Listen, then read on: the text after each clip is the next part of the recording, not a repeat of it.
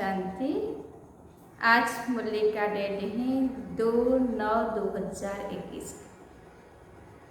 मीठे बाबा ने हम मीठे बच्चों को आज के महावाक्य में कहा, मीठे बच्चे, तुम अपनी तकदीर भविष्य नई दुनिया के लिए बना रहे हो। यह तुम्हारा राजयुग है ही नई दुनिया के लिए। आज बाबा का प्रश्न है, तकदीरवान बच्चों की मुख्य निशानियां क्या होगी।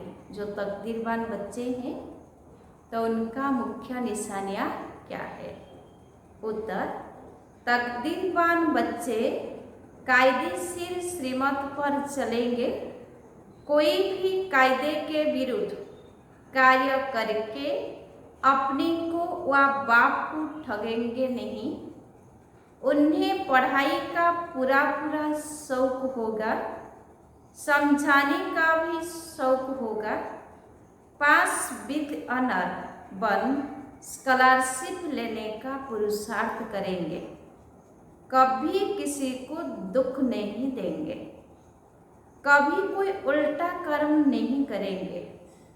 गीत है, तकदीर जगाकर आई हूँ मैं आई हूँ। ओम शांति।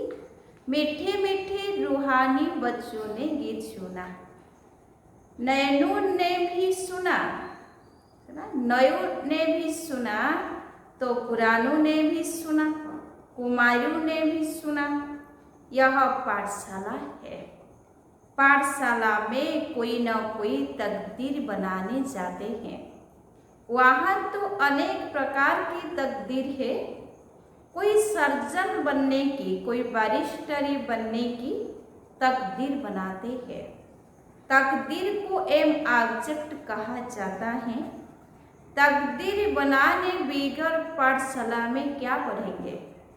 अब यहाँ बच्चे जानते हैं कि हम भी तकदीर बनाकर आए हैं नई दुनिया के लिए, अपना राज्य भाग्य लेने। यह है नई दुनिया के लिए राजयुग। वह पुरानी दुनिया के लिए बैरिस्टरी, इंजीनियर, सर्जन आदि बनते हैं। वह बनते बनते अभी पुरानी दुनिया का टाइम बहुत थोड़ा रहा है। वह तो खत्म हो जाएगा। वह तकदीर है इस मृत्यु लोक के लिए, इस जन्म के लिए है। तुम्हारी पढ़ाई है नई दुनिया के लिए। तुम नई दुनिया के लिए तकदीर बनाकर आए हो। नई दुनिया में तुमको राज्य भाग्य मिलेगा। कौन पढ़ाते हैं? बेहद का बाप, जिससे ही वर्षा पाना है। जैसे डॉक्टर लोगों को डॉक्टरी का वर्षा मिलता है, अपनी पढ़ाई का। अच्छा, जब बूढ़े होते हैं तब गुरु के पास जाते हैं। क्या चाहते हैं? कहते हैं हमको शांति धाम जाने की शिक्षा दो, हमको सद्गति दो, यहाँ से निकल शांति धाम ले जाओ। बाप से भी वर्षा मिलता है इस जन्म के लिए, बाकी गुरु से तो कुछ नहीं मिलता। टीचर से कुछ न कुछ वर्षा पाते हैं, क्योंकि आजीविका तो चाहिए ना। बाप का वर्षा होते हुए भी पढ़ते हैं कि हम भी अपनी कमाई करें। गुरु से कमाई कुछ हुई नहीं। हाँ, कोई गीता आदि अच्छी तरह पढ़कर फिर गीता पर भाषण आदि करते हैं। यह सब है अल्पकाल सुख के लिए। अब तो इस मृत्यु लोक का अंत है। तुम जानते हो हम नई दुनिया की तकदीर बनाने आए हैं। यह पुरानी दुनिया खत्म हो जानी है। बाप की व अपनी मिल्कियत भी सब भस्म हो जाएगी। हाथ फिर भी खाली जाएंगे। अभी तो कमाई चाहिए नई दुनिया के लिए। पुरानी दुनिया के मनुष्य तो वह कर नहीं सकेंगे। नई दुनिया की कमाई कराने वाला है ही शिव बाबा। यहाँ तुम नई दुनिया के लिए तकदीर बनाने आए हो। वह बाप ही तुम्हारा बाप भी है, टीचर भी है, गुरु भी है, और वह आते ही है संगम युग पर भविष्य के लिए कमाई सिखलाने। अब इस पुरानी दुनिया में तो थोड़े रोज हैं, यह दुनिया के मनुष्य नहीं जानते। तुम बच्चे जानते हो नई दुनिया के लिए यह हमारा बाप टीचर सतगुरु है। बाप आते ही शांति धाम सुख धाम में ले जाने कोई तकदीर नहीं बनाते हैं, गोया कुछ भी समझते नहीं। एक ही घर में स्त्री पढ़ती है, पुरुष नहीं पढ़ता। बच्चे पढ़ेंगे, माँ बाप नहीं पढ़ेंगे, ऐसे होता रहता है। शुरू में परिवार के परिवार आए, परंतु माया का तूफान लगने से आश्चर्यवत सुनंती कथंती बाप को छोड़ चले गए। गाया हुआ है भी है, आश्चर्यवत सुनंती कथंती बाप का बनंती, पढ़ाई पढ़ावंती, फिर भी हाय कुदरत ड्रामा की ही बात हुई ना। बाप खुद कहते हैं अहो ड्रामा, अहो माया, किसको फारकती दे दी। स्त्री पुरुष एक दो को डाइवोर्स देते हैं, बच्चे बाप को फारकती देते हैं। यहाँ तो वह नहीं है, यहाँ तो डाइवोर्स दे न सके।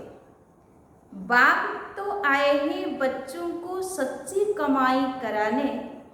बाप थोड़े ही किसको खड़े में डालेंगे। बाप तो है ही पतित पावन रहमदिल। बाप आकर दुख से लिबरेट करते हैं और गाइड बन साथ ले जाने वाला है। ऐसे कोई लौकिक गुरु नहीं कहेंगे कि मैं तुमको साथ ले जाऊंगा।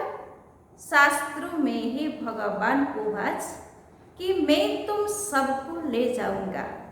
मच्छरों सदृश सब जाने हैं।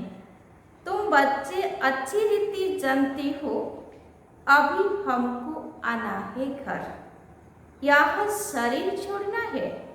आप मोए मर गई दुनिया। अपने को सिर्फ आत्मा समझ बाप को याद करना है। यह तो पुराना चोला चीची है, यह दुनिया भी पुरानी है। जैसे पुराने घर में बैठे होते हैं, नया घर सामने बनता रहता है, तो बाप भी समझेगा हमारे लिए, बच्चे भी समझते हमारे लिए बन रहा है। बुद्धि चली जाएगी नए घर तरफ, इसमें यह बनाऊं, यह करो, बुद्धि उसमें ही लगी रहेगी। फिर पुराना तोड़ देते हैं। ममत्व तो सारा पुराने से मिटाए नए से जुट जाता है। यह है बेहद दुनिया की बात। पुरानी दुनिया से ममत्व तो मिटाना है और नई दुनिया से लगाना है। जानते हैं यह पुरानी दुनिया खत्म होनी है, नई दुनिया है स्वर्ग। उसमें हम राजाई पद पाते हैं। जितना योग में रहेंगे, ज्ञान की धारणा करेंगे, औरों को समझाएंगे, उतना खुशी का पारा चढ़ेगा। बड़ा भारी इम्तिहान है। हम 21 जन्म के लिए वर्षा पा रहे हैं। साहूकार बनना तो अच्छा है ना, बड़ी आयु मिले तो अच्छा है ना। सृष्टि चक्र को जितना याद करेंगे, जितने को आप समान बनाएंगे, उतना फायदा है। राजा बनना है तो प्रजा भी बनानी है। प्रदर्शनी में इतने ढेर आते हैं, वह सारी प्रजा बनती जाएगी। क्योंकि इस अविनाशी ज्ञान का विनाश नहीं होता। बुद्धि में आएगा, पवित्र वन पवित्र दुनिया का मालिक बनना है। राम राज्य की स्थापना हो रही है, रावण राज्य का विनाश हो जाएगा। सतयुग में तो होंगे ही देवताएं। बाबा ने समझाया था, लक्ष्मी नारायण का चित्र जो बनाते हैं उसमें लिखना चाहिए कि पास्ट जन्म में यह तमो प्रधान दुनिया में थे, फिर इस पुरुषार्थ से तमो प्रधान दुनिया से सतो प्रधान विश्व के मालिक बनेंगे। मालिक, राजा, प्रजा सब होती है ना। प्रजा भी कहेगी भारत हमारा सबसे ऊंचा है। बरूबर भारत ही सबसे ऊंच था, अभी नहीं है, था जरूर। अभी तो बिल्कुल गरीब हो गया है। प्राचीन भारत सबसे साहूकार था। हम भारतवासी सबसे उच्च देवता कुल के थे। दूसरे कोई को देवी देवता नहीं कहा जाता। अब तुम बच्चियां भी पढ़ती हो, फिर औरों को समझाना है ना। बाबा ने डायरेक्शन दिया ना, कैसे प्रदर्शनी आदि में तार दी जाए, सो लिख कर आओ। तुम्हारे पास चित्र भी है, तुम सिद्ध कर बतला सकती हो कि उन्होंने यह पद कैसे पाया। अब फिर से यह पद पा रहे हैं शिव बाबा से, उनका चित्र भी है।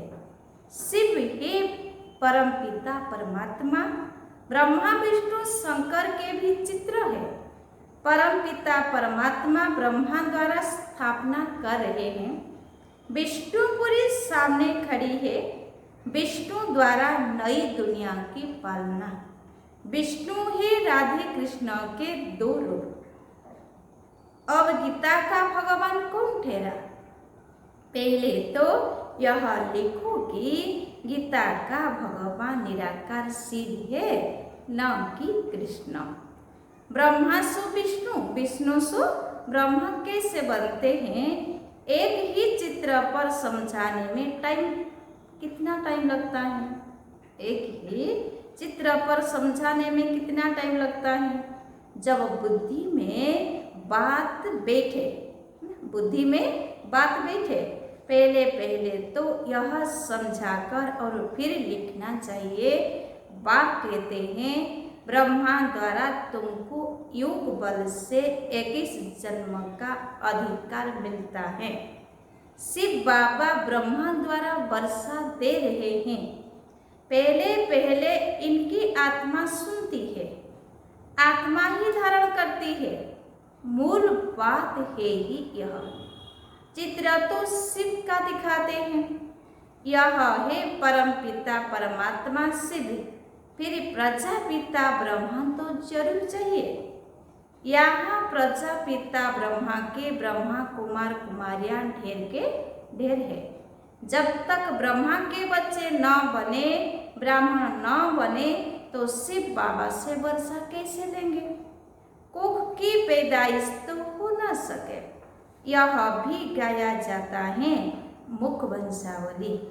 तुम कहेंगे हम प्रजापिता ब्रह्मा की मुख वंशावली है। ओ गुरुओं के चेले अथवा फॉलोअर्स होते हैं। यहाँ तुम एक को ही बाप टीचर सतगुरु कहते हो, सो भी उनको कहते हो जो निराकार शिव बाबा ज्ञान का सागर नॉलेजफुल है। सृष्टि के आदि मध्य अंत का ज्ञान देते हैं। वह टीचर भी है। निराकार आकर साकार द्वारा सुनाते हैं। आत्मा ही बोलती है ना। आत्मा कहती है मेरे शरीर को तंग मत करो। आत्मा दुखी होती है। इस समय है पतित आत्मा। पतितों को पावन बनाने वाला परमपिता परमात्मा है। आत्मा बुलाती है हे पतित पावन, हे गॉडफादर। अब फादर तो एक बैठा है, फिर भी याद किसको करते हैं? आत्मा कहती है यह हमारी आत्मा का फादर है, वह है शरीर का फादर। समझाया जाता है अब आत्माओं का बाप जो निराकार है वह बड़ा, या शरीर का रचयिता साकार बाप है वह बड़ा। साकार तो निराकार को याद करता है। अब सब कुछ समझाने दी जाती है जबकि बिना सामने खड़ा है। पारलौकिक बाप आते ही है अंत में सभी को वापस ले जाने। बाकी जो कुछ भी है वह विनाश होने का है। इसको कहा ही जाता है मृत्यु लोक। जब कोई मरता है तो कहते हैं फलाना परलोक पधारा, शांति धाम गया। मनुष्यों को पता नहीं है कि परलोक सतयुग को कहा जाता है या शांति धाम को। सतयुग तो यहाँ ही होता है, परलोक शांति धाम को कहेंगे। समझाने की बड़ी युक्ति चाहिए, मंदिरों में जाकर समझाना चाहिए। यह शिव बाबा का यादगार है जो शिव बाबा हमको पढ़ा रहे हैं। शिव है वास्तव में बिंदी, परंतु बिंदी की पूजा कैसे करें, फल फूल आदि कैसे चढ़ाए जाए, इसीलिए बड़ा रूप बनाया है। इतना बड़ा रूप कोई होता नहीं। गाया भी जाता है भ्रुकुटी के बीच चमकता है अजब सितारा। बड़ी चीज हो तो साइंस वाले झट उनको पकड़ ले। बाबा समझाते हैं उनको परमपिता परमात्मा का पूरा परिचय मिला नहीं है। जब तक तकदीर खुले अभी तकदीर ही नहीं खुली है। जब तक बापू न जाने यह न समझे कि हमारी आत्मा बिंदी समान है। शिव बाबा भी बिंदी है, हम बिंदी को याद करते हैं। ऐसे समझ याद करे तब विक्रम विनाश हो। बाकी यह देखने में आता वह आता, इससे माया का विघ्न कहा जाता है। अभी तो खुशी है कि हमको परमात्मा मिला है, परंतु ज्ञान भी चाहिए ना। किसको कृष्ण का साक्षात्कार होता है तो खुश हो जाते हैं। बाबा कहते हैं कृष्ण का साक्षात्कार कर बहुत खुशी में डांस आदि करते हैं, परंतु उनसे कोई सद्गति नहीं होती। यह साक्षात्कार तो अनायास ही हो जाता है। अगर अच्छी रीति नहीं पढ़ेंगे तो प्रजा में चले जाएंगे। थोड़ा भी सुनते हैं तो कृष्णपुरी में साधारण प्रजा आदि जाकर बनेंगे। अभी तुम बच्चे जानते हो शिव बाबा हमको यह नॉलेज सुना रहे हैं, वह है ही नॉलेजफुल। बाबा का फरमान है कि पवित्र जरूर बनना है ना। बाबा का फरमान है कि पवित्र जरूर बनना है, परंतु कोई पवित्र भी रह नहीं सकते। कभी कभी पतित भी यहाँ छिप कर आ जाते हैं। वह अपना ही नुकसान करते हैं, अपने को ठगते हैं। बाप को ठगने की बात ही नहीं। बाप से ठगी कर कोई पैसा लेना है क्या? शिव बाबा की श्रीमत पर कायदे से नहीं चलते तो क्या हाल होगा? बहुत सजाई खानी पड़ेगी, दूसरा फिर पद भी भ्रष्ट हो जाएगा। कोई भी कायदे के विरुद्ध काम नहीं करना चाहिए। बाप तो समझाएंगे ना, तुम्हारी चलन ठीक नहीं है। बाप तो कमाई करने का रास्ता बताते हैं, फिर कोई करे या ना करे उनकी तकदीर है। सजाएं तो खाकर वापस शांति धाम में जाना ही है। पद भ्रष्ट हो जाएगा तो कुछ भी मिलेगा नहीं। आती तो बहुत है, परंतु यहाँ बाप से वर्षा लेने की बात है। बच्चे कहते हैं बाबा से तो हम स्वर्ग का सूर्यवंशी राजा ही पद पाएंगे, है ना। बच्चे क्या कहते हैं? बाबा से तो हम स्वर्ग का सूर्यवंशी राजाई पद पाएंगे। राजयोगी है ना, स्टूडेंट स्कॉलरशिप भी लेते हैं ना, पास होने वालों को स्कॉलरशिप मिलती है ना। यह माला उन्हों की बनी हुई है जिन्होंने स्कॉलरशिप ली है। जितना जितना जैसा पास होगा ऐसी स्कॉलरशिप मिलेगी। वृद्धि होते होते हजारों बन जाते हैं। राजाई पद है स्कॉलरशिप। जो अच्छी तरह पढ़ाई पढ़ते हैं वह गुप्त नहीं रह सकते। बहुत नए नए पुराणों से आगे निकल पड़ेंगे। हीरे जैसा जीवन बनाएंगे। अपनी सच्ची कमाई कर 21 जन्म के लिए वर्षा पाएंगे। कितना खुशी होती है। जानते हैं यह वर्षा अब नहीं लिया तो फिर कभी नहीं ले सकेंगे। पढ़ाई का शौक होता है ना, कोई को तो जरा भी शौक नहीं है समझाने का। ड्रामा अनुसार तकदीर में नहीं है तो भगवान भी क्या करे।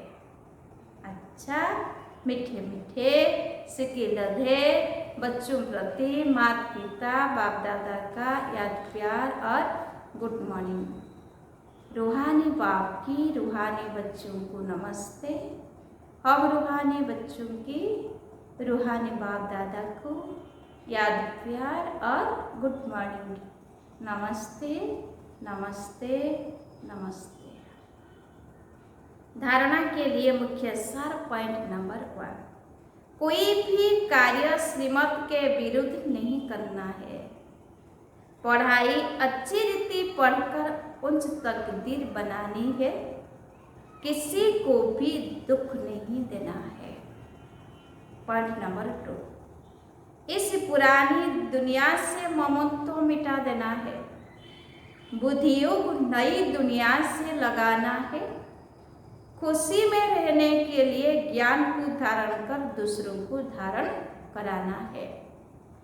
वरदान है, लाइट हाउस की स्थिति द्वारा पाप कर्मों को समाप्त करने वाले पुण्य आत्मा भव। लाइट हाउस की स्थिति द्वारा पाप कर्मों को समाप्त करने वाले पुण्य आत्मा भव।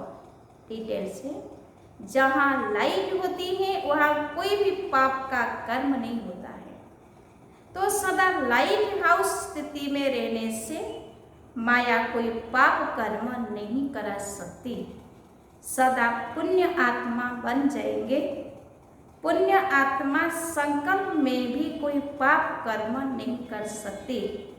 जहाँ पाप होता है वहाँ बाप की याद नहीं होती। तो दृढ़ संकल्प करो कि मैं पुण्य आत्मा हूँ। पाप मेरे सामने आ नहीं सकता। स्वप्न व संकल्प में भी पाप को आने न दो। स्वप्न व संकल्प में भी पाप को आने न दो। आज का स्लोगन है, जो हर दृश्य को साक्षी होकर देखते हैं वही सदा हर्षित रहते हैं। जो हर दृश्य को साक्षी होकर देखते हैं वही सदा हर्षित रहते हैं। अच्छा, ओम शांति।